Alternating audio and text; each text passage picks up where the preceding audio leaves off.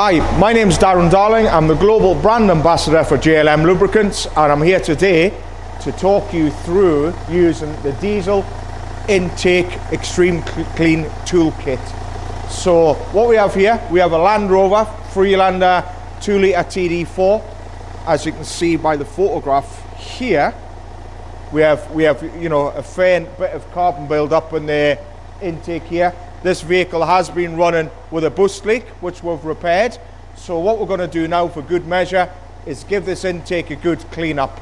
So if you have extreme build up, what we do advise doing is to clean as much as you can initially with the EGR intake cleaner, just to get any large amounts out of that intake, if you can access it, so that'll also soften things up a bit. So on this one, we're just going to use the toolkit, and then we'll also take another photograph at the end of the process to show you the results. So all we're going to do initially, if we come in here, all we've done up to now is we've removed this intake pipe, boost pipe here.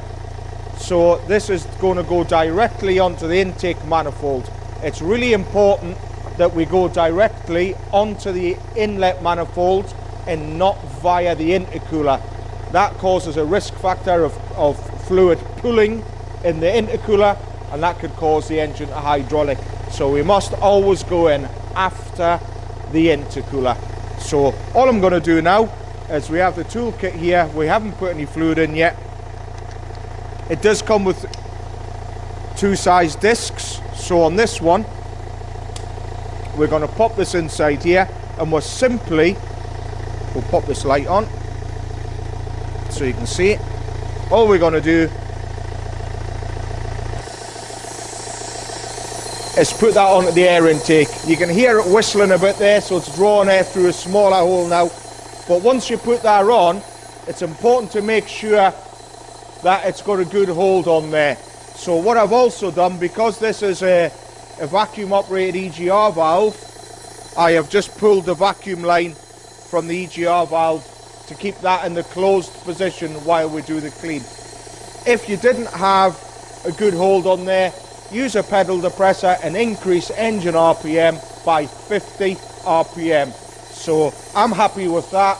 It's nice and secure, so we can move on now. So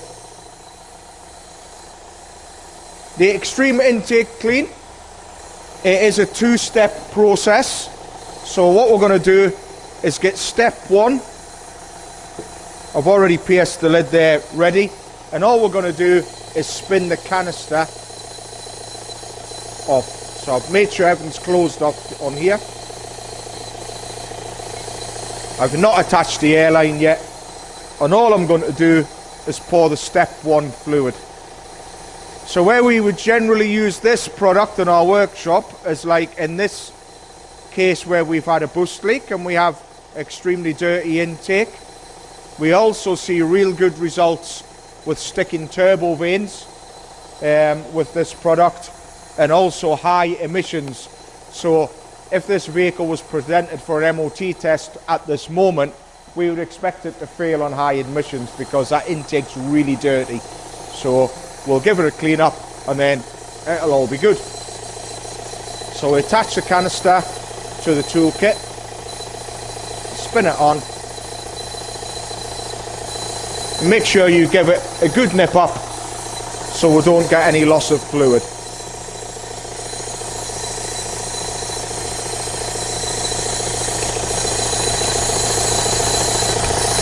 So all we've done now is attached our airline, and all we're left to do is on the end here is open the valve. This does have a pressure regulator in there, so there's no need to worry about the air pressure in your compressor. So we'll open this, and if you notice now, we have made some marks on the pipe. So these markers we put on are 12 centimeters apart. So all we're going to do now is slowly open the valve, and it's a very slow process. That's very important because this fluid does not compress and it does not combust. That's why we get really good results on the hot side of the turbo. So real good at that, but it must be done slowly. So we're looking at between these marks for it to take 10 seconds. Okay? I'm not too worried if it takes 11 seconds or 9 seconds, but it's to give you an indication of how slow the flow needs to be, okay? So, close this off. Valve is already open, so the valve's now in the open position. So what I'm going to do is it will spit a bit of air out, but once it settles, I'm looking for it to be slower than this. So let's slow it down.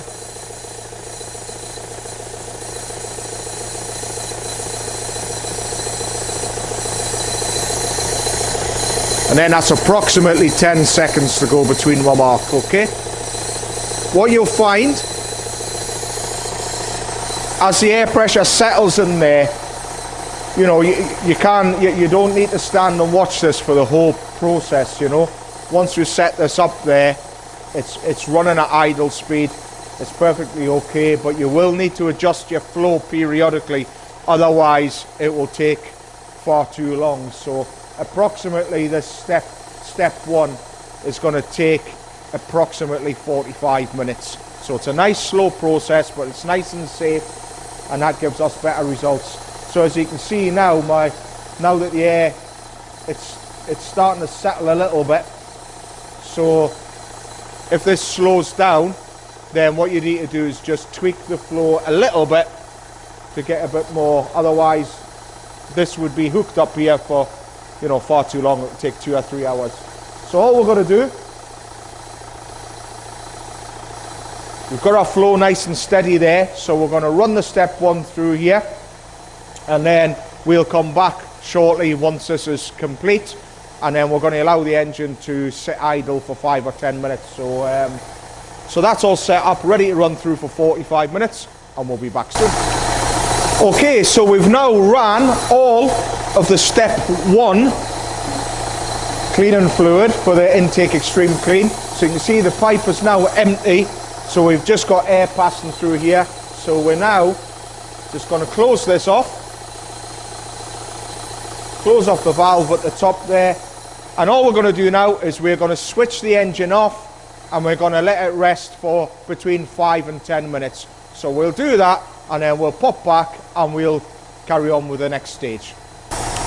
Okay, so we allowed the vehicle to rest, so we switched the engine off and we allowed it to rest from between 5 and 10 minutes. So all we've done now, we've started the engine back up, it's at idle, and we've attached the disc to the intake again. So exact same process as before. So we'll disconnect the airline, spin off the canister, and we're ready to apply the step 2, which is the flush fluid. So exact same process as the step 1. So a tech tip for you: if your vehicle, some vehicles will not run with the intake pipe disconnected because the vehicle cannot see airflow. If that is the case, simply unplug your mass airflow meter. In this case, it is not necessary. So let's put the flush fluid into the canister.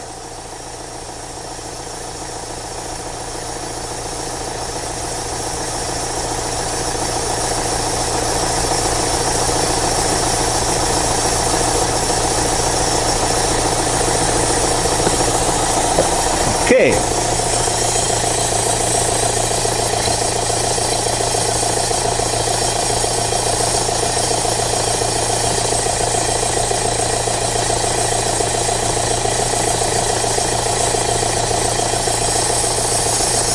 Okay.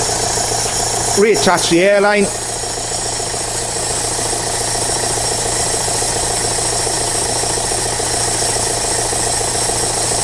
And then again, we're adjusting the flow the same as before. Between our 12 centimeter marks, we're going around 10 seconds. So that's an approximate, just to keep the flow nice and slow.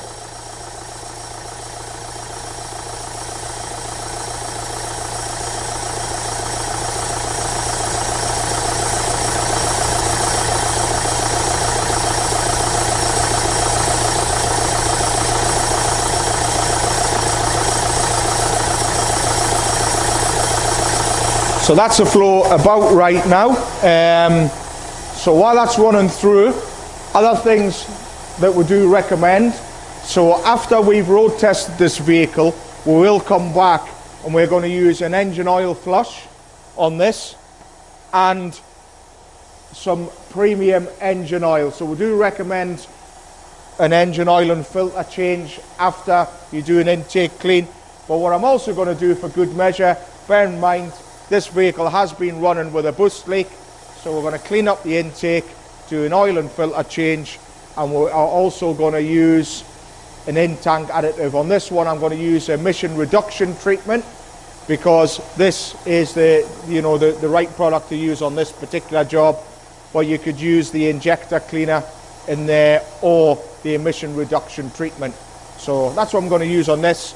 So once I'm finished running this through, I'll put this in the tank before road test, and then after my road test we'll do the engine oil with the oil flush first, and that'll be job done. So while this is running through, we'll allow this to complete, and then we'll come back and go through the next part of the process for you. Okay, so we've now removed the toolkit because we've finished the step 2, and all we're left to do now is refit the intake pipe. We've put a treatment in the tank with a diesel emission reduction treatment, and we're ready to go on road test now. So on your road test, we're going to go for 6 miles. So what we're going to do is, for the first 2 miles, we're going to drive the vehicle at a low RPM and keep engine load light. Then for the middle part of the road test, we're going to go 2,000 to 3,000 RPM, a little bit off and on the throttle, get the turbo working, and then for the final part of the road test, we will go up right through the entire rev range and get, give it a good clean out. So, but what's interesting as well is if we come in here from when we used the bore scope before. So this is what we started with. We haven't road tested the vehicle yet. We're going to build it up, so it was a natural time to take another photograph. So we just took a photograph in there in the intake, so you can see a dramatic improvement round the EGR valve. So this was before, this was after. So we're expecting to see, a good improvement in drivability as well when we road test this. So, and then when we're finished, all we need to do, left to do now, is when we come back, we'll use the engine oil flush and some good quality JLM engine oil in there, and then that'll be it, job done. Okay, folks, for more information, if you visit our website, jlmlubricants.com, don't forget to give this video a like and share our YouTube channel at JLM Lubricants. Cheers guys, thanks for watching.